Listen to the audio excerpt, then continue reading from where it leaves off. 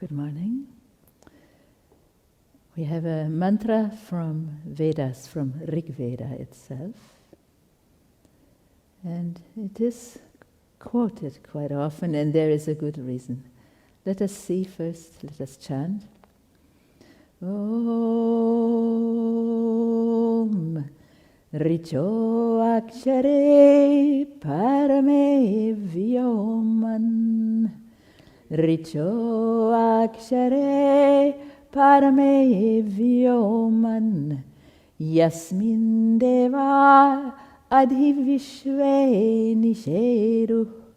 Yasmin deva adhivishve nisheru. Yastan naveda kim richa karishyati.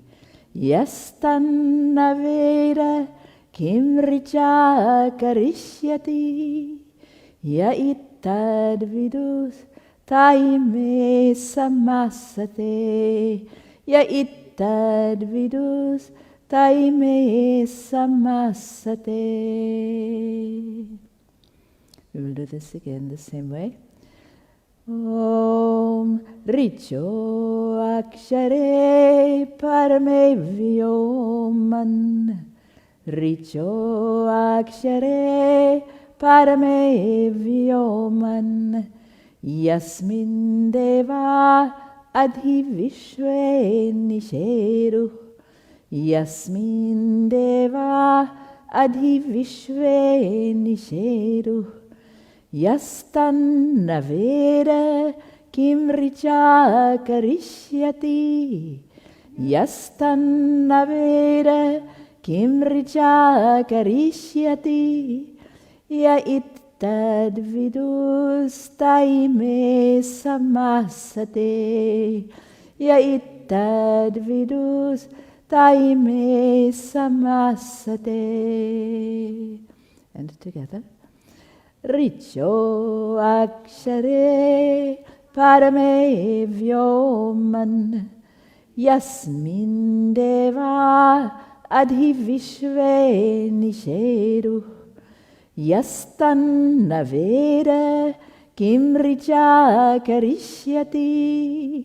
Ya ittad vidus taime samasate. There are many styles of chanting, including with the Vedic swara, the proper Vedic accent. Here at this ashram we learned it the simple way, where anybody can learn. And it is okay, it is appropriate. Richo akshare parame vyoman. Let us see. Richa became richo. That is due to sandhi. That is one word keeps coming here and there, everywhere. Sandhi, S-A-N-D-H-I, sandhi. A change of sound, not of meaning. So one should know what was the original. Richa means the hymns and mantras of the Vedas. It's hard to pronounce, so Richo it became. All the mantras, and actually the word Rig Veda, we spell it different ways sometimes, comes from the same Rich, became Rig. It means a mantra, a hymn of praise originally, from the root to praise, to glorify. So Richa, all the mantras of the Vedas, which is the origin of all the teachings. Akshare, parame, vyoman, they all go together. And this is Vedic Sanskrit. Vyoman is the same as vyomani or vyomni in classical Sanskrit. In this space. What space? Akshare and parame are there. Akshara is the immutable, changeless, that implies eternal and all that. Akshara. In that space, parame, supreme space, which is the space of consciousness, of the Absolute. There's all kinds of space, including space inside the atom, Space, they say, in the jar, in the container, is it really different from the space all around? Is the space in our mind really different from the space in the cosmic mind? And ultimately, the space of consciousness, rather than any object, it is space. So they have other sayings, Kam Brahma, the Absolute is the absolute space. Our Guru called it the blue sky. Blue meaning infinity. Not even sun, moon and stars. Or clouds, never mind.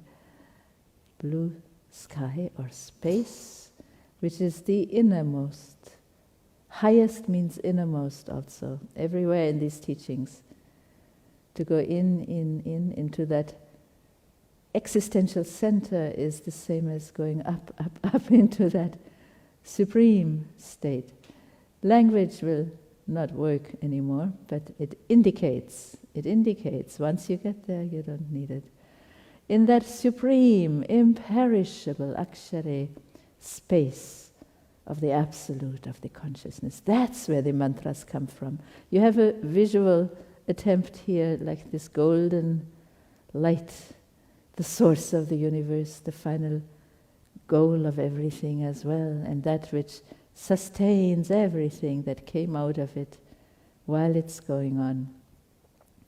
So that is that akshara Brahma, that Kam Brahma, the supreme space. That's where these mantras come from, that describe about it, as we're attempting right now. So Yasmin, that same space in which Deva, there was a Visarga, Deva and Vishve goes together. Vishve means all, Deva, the gods, and the light beings, the light forces that maintain the universe, including, by extension of meaning, all enlightened beings, even on our earth plane. So they're devas, from the root to shine, after all. And the real light is consciousness, awareness, knowledge. So all the gods, however you understand gods, in our body also, those forces that bring light and life, they're called gods, where they all reside, nishedu, and have resided. It is the past form of the verb. From times immemorial, it is long ago past, and still, of course, relevant, in which all the light forces have resided and are residing, and that makes sure also will reside in future. One source. Yah tan naveda, this yes was a yah, and tan was a tat. Yah tat naveda, the person who that naveda does not know. Veda is a verb here also. The person who does not know that source, that akshara parama vyoma, that absolute, where all the mantras come from, where they still are, that person who doesn't know and feel that, kim, what, richa, same stem, as rich, richo, by the mantras, by the hymns, or with the mantras. Karishyati, will he or she do? What will he or she do with the mantras, the teachings of the Vedas and all wisdom teachings, if they do not know, and it is more than intellectual knowing, feel, if they do not know and feel and realize that source, then what they will do with the mantras? I suspect not the intended purpose, because it'll be mechanical, right? Ye it tad viduh, ya was ye, but those who really, it is an emphasizer, know and feel that, te ime samasate, they're the happy ones. They're very near to that supreme consciousness, and they're happy. Asa is the root in here. It means to sit. And the sam means nicely, completely. They sit very nicely, they're very happy. And those that are just knowing some scriptures, some mantras, some teachings, but not feeling the real meaning inside. It literally asks, it's a rhetorical question as we say it, what will they do with the mantras? Well, they will take the holy book and fight with it, no? Everywhere. In every religion it's going on. Yeah. So this is a very powerful statement from the Vedas themselves about the meaning of it all. The Vedas, the rich is the original word, it becomes Rig Veda. So if you use this symbolic presentation, the Sankhya Yoga chart, Sankhya, where they don't have this light, but they have Purusha, the same, it becomes the same thing. We're using this for yoga and Vedanta and everything, combined with Sankhya. So, all the elements down here that we need to chant and pronounce mantras. You need the air element, you need the friction in your throat, that's solid. You need the water element, your body is water mostly. And heat, if there is no temperature in the body, there is no mantras either, there is no life. And of course space. So all 5 elements are needed to pronounce and chant as we're doing now. But we couldn't do that without being sustained by the source. So the mantras are sitting here. When we chant them through our mind and senses, we pull them into our being. I literally feel that, and we get the benefit, full benefit. Because our mind is involved, our feelings are involved, this entire middle realm on the chart is, bottom is matter and top is pure consciousness and everything, energy, everything in between. We are one, so this is our chart. And chanting mantras will get us back in touch with the source, first with the subtle form of the mantra.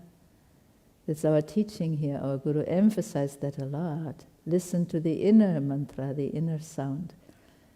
Stimulate it by chanting in a nice way, in a good way, those mantras that we have, and then be silent and feel the vibration created in the body and the mind. And continue to practice and to meditate. Then you will feel the truth of this. Let us chant it again. Om Richo akshare parame vyoman yasmin deva adhivishve nisheru yastan navera kim richa karishyati ya ittad vidus taime samasate. We have different melodies also.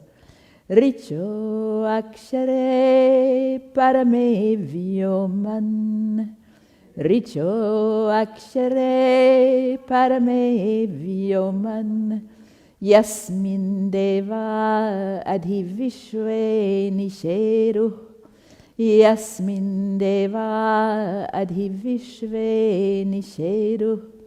Yastan navera kim richa karishyati. Yastan navera kim richa karishyati. Ya ittad vidus taime samasate. Ya ittad vidus taime samasate. I will try to give comprehensive meaning once more. The mantras of the Vedas, all holy mantras, exist in that imperishable, supreme space of consciousness. in which all the gods, all the light forces and light beings reside. The person who does not know that source, what will he or she do with the mantras and the holy scriptures? But those who truly know and feel and realize that, they are indeed happy. So, for Sanskrit students, just a minute of some indications here. How many actual verbs are there? There is a nishedu. In the first line, the verb is or are, it is understood. Nishedu means they reside, have resided actually long ago, from sad root. Veda is a verb here. It's meaning of the present tense. It's an irregular formation. From vid, to know. Karishyati is from kri, to do, to make. And it's a future tense. When you see ishyati, ishyami, any like that, future. What will they do? And vidu is like Veda, but in the plural, singular, plural. Those who do, know, and realize. And another verb, samasate. It's a present tense. They sit nicely. They're very near to the meaning and the happiness. And there's a bunch of pronouns here. Yasmin is a pronoun. It sounds like a flower, right? It means that in which or in whom, depending. And yes is yah, the person who. And here is a ye, which means those persons who. And the ta is a te, they. And ime is also a pronoun, these they say. We can't say that in English, these, those. They're making very clear here. And then you have nouns. Vedic language is not so different, but Vyoman, for example, is the same as Vyomani. That can happen, that endings change in Vedas. I do not know Vedic and I don't teach Vedas, but this is a universal mantra, so we can go into it a little bit together. By chanting once more. Om Richo akshare parame vyoman yasmin deva adhivishve nisheru yastanna veda kim richa karishyati ya ittad vidus taime samasate taime samasate. Om Shanti Shanti Shanti Om.